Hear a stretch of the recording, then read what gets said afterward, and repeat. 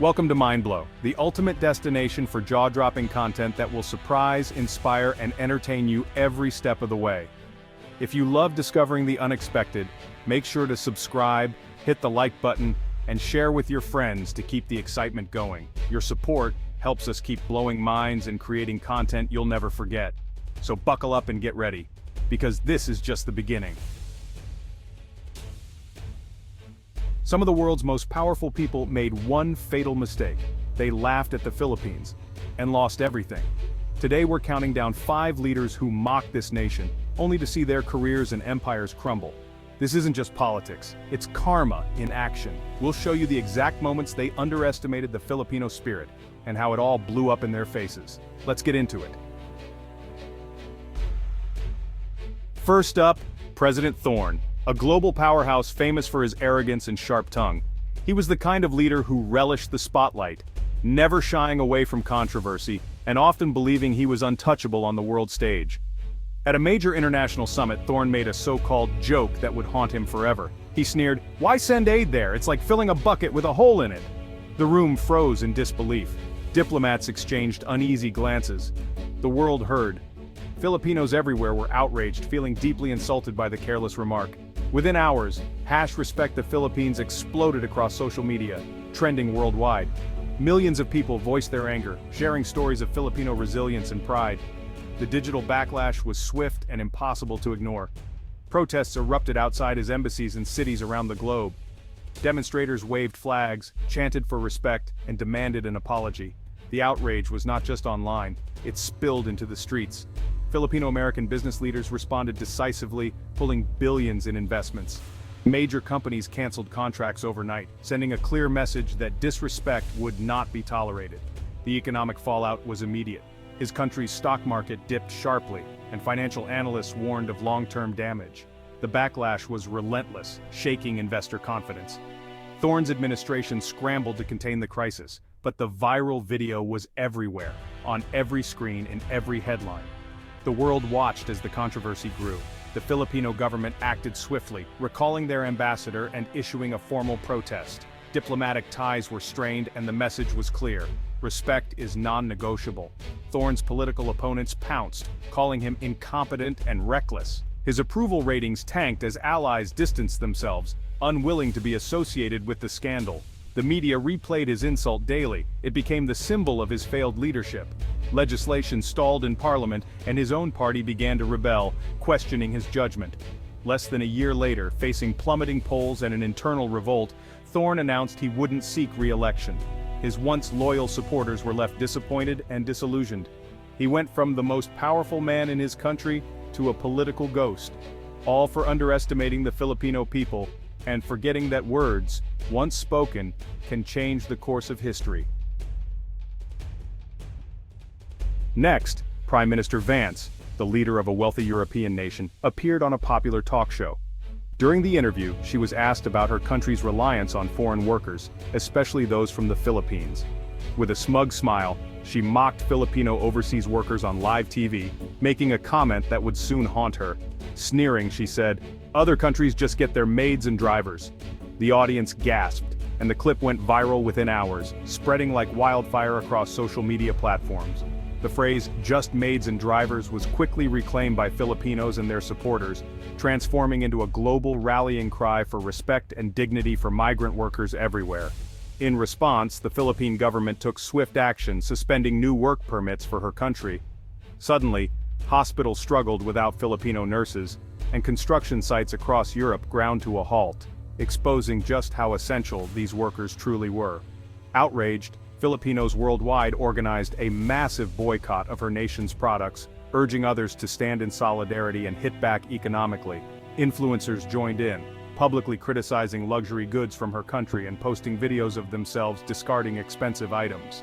The hashtag #BoycottVanceNation exploded, trending globally for days. The economic impact was immediate. Her country's companies lost millions of dollars every single day as sales plummeted and investors panicked. Facing mounting pressure, business leaders and politicians demanded her resignation, blaming her reckless words for the crisis.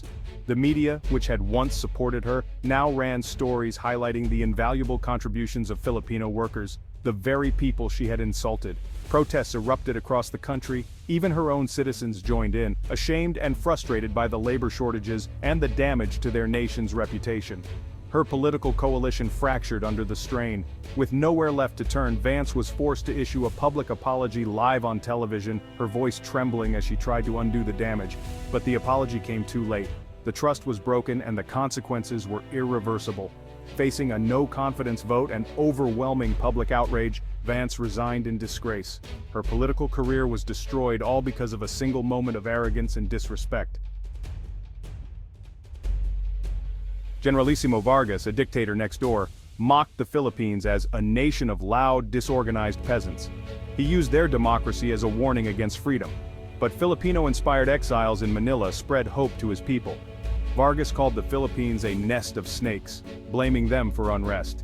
He missed the truth. His own people, inspired by Filipino people power, were rising up. When an exiled opposition leader returned home, millions protested peacefully, flowers in hand, just like in Manila. Vargas ordered a crackdown, but his military refused to fire on their own. His regime collapsed in days. He fled in disgrace, dying in exile. He mocked Filipino weakness, but it was their strength that toppled him. Even royalty isn't immune to the consequences of a careless word. Power and privilege can vanish in an instant no matter how secure the throne may seem. Queen Beatrice, ruler of a once mighty but now fading empire, was caught on a hot mic at a glittering state dinner. She whispered, "They're so adorable when they try to play grown-up," not realizing her words would echo far beyond the banquet hall. The leaked audio struck a deep nerve, reminding Filipinos of the painful legacy of colonial arrogance and condescension. The insult was felt not just by officials, but by the entire nation. Instead of street protests, the Philippine Congress responded with rare unity. Lawmakers came together to reject a key treaty with her nation, a diplomatic agreement that had been a cornerstone of her country's global influence for decades. The diplomatic fallout was massive and immediate.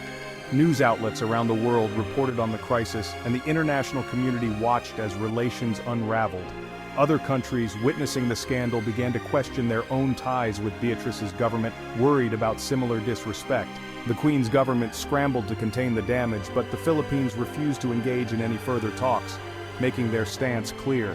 Forced to issue a humiliating public apology, Queen Beatrice watched her prestige and reputation shatter on the world stage. Her authority was never the same. The treaty, once a symbol of partnership, was never reinstated. The diplomatic bridge was burned, and the loss was permanent. Her nation lost its privileged status in the Philippines, and the special relationship that had lasted generations came to an abrupt end. For Queen Beatrice, it was the defining failure of her reign, a single careless whisper costing her a crown jewel and leaving her legacy forever tarnished. Finally, billionaire investor Silas the Shark Croft publicly bet against the Philippine peso, calling the economy a fiesta built on sunshine and smiles. Panic hit the markets. The peso slid. Croft expected to make billions, but he underestimated Bayanihan, the Filipino spirit of unity. The central bank fought back, but the real power came from the people. A viral movement, #Mabuhay Peso, urged Filipinos and overseas workers to buy and hold pesos and send remittances home on the same day. Millions joined in. The peso surged. The stock market soared. Croft was caught in a short squeeze, losing billions in 48 hours. His fund collapsed. He never bet against a country again. He mocked the fiesta economy, and the fiesta ran him over. 5 powerful figures mocked the Philippines and paid the price. These stories prove a nation's true strength is its people's unity and pride. The Philippines fought back with protests, diplomacy, boycotts, and economic solidarity. In a connected world, no nation should be underestimated. The Philippines has earned global respect, and anyone who forgets that does so at their own peril. What did you think of these epic downfalls? Let us know in the comments. Like, share, and subscribe for more incredible stories. We'll see you in the next one. Let me know if you need further tightening or adjustments.